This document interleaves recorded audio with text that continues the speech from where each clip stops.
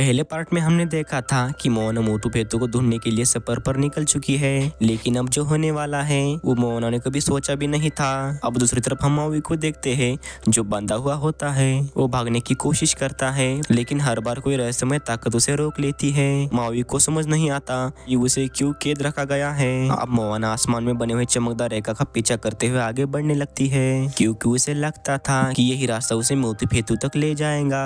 थोड़ा आगे जाने के बाद वो रेखा खत्म हो जाती है और कुछ देर सफर में आगे बढ़ते हुए मोना एक अजीब आइलैंड पे पहुंचती है। लेकिन जैसे ही वो वहां पर कदम रखती है तो उसे एहसास होता है कि ये कोई साधारण आइलैंड नहीं है। उस आइलैंड पर जिंदा नारियल होते हैं। वो मोना और उसके दोस्तों को चारों तरफ से घेर लेते हैं और वो उन्हें पकड़ लेते हैं। वो उन्हें तीर मारकर अधमरा करते हैं। पहले तो मोना डर जाती है लेकिन वो उन्हें शांति से समझाती है कि हम किसी से लड़ने नहीं आए हैं, हम मोटू पेतू को ढूंढ रहे हैं। ये सुनकर जिंदा नारियल शांत हो जाते हैं। उन्हें समझ आता है कि मोहना वही इंसान है जिसका उन्हें इंतजार था। नारियल मोहना को बताते हैं कि मोटू पेतू शक्तिशाली और रहस्यमय जगह है जो समंदर और द्वीपों के बीच संतुलन बनाए रखती है। लेकिन अब वो जगह बंद हो चुकी है और उसी जगह से दुनिया में असंतुलन फैल रहा है। और वो बताते हैं कि तुम्हारा द्वीप समंदर की उसी जगह पर है जहाँ पर मोटू पेतू था, और जब हमें कमजोर करने के लिए नालों ने समंदर का बंटवारा किया तब तुम्हारे पुर के रास्ता खो गए। और वो कहते हैं अगर मोटू पेतू को ढूंढना है तो पहले लिविंग आइलैंड जाना होगा।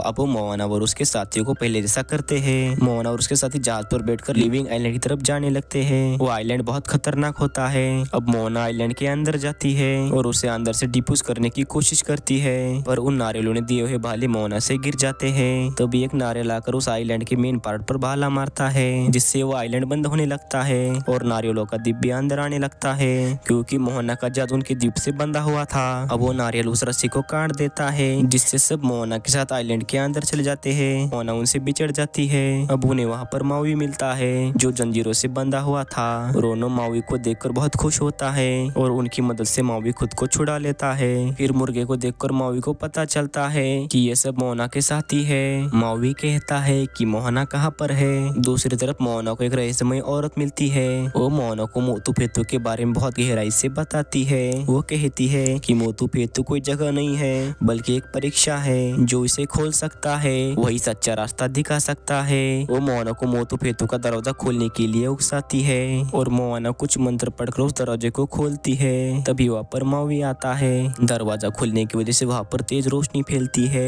और सब अंधेरे में चले जाते हैं। अब सब दरवाजे के अंदर चले जाते हैं। अंदर जाते हुए मावी को एक बड़ा झटका लगता है। उसे समझ आ जाता है कि उस रहस्यमय औरत ने मावी को इसलिए कैद किया था ताकि वो मोना के साथ मोटू पेतू के अंदर जाए। अब मोना भी उस दरवाजे के अंदर जाती है। मोना मावी से दोबारा मिलकर बहुत खुश होती है। यहीं पर मावी रुक जाता है और मोना की तरफ देखने लगता है। वो मोना से कहता है कि मोटू पेतू कोई साधारण जगह नहीं है, नालों ने इसे समुद्र के बहुत अंदर छुपाया है। वो आगे बताता है कि मोटू पेतू तक पहुंचना आसान नहीं है, वहां तक कोई आम इंसान नहीं जा सकता और वो खुद नहीं चाहता था कि मोहना यहाँ पर आए। ये सुनकर मोना सोच में पड़ जाती है। अब ये सब एक अनजान रहस्यमय दुनिया में पहुंचते हैं जहाँ से वापस आना आसान नहीं है और यही से कहानी सबसे बड़ा खतरनाक मोड़ लेती है। लेकिन असली खतरा तो अब शुरू होने वाला है।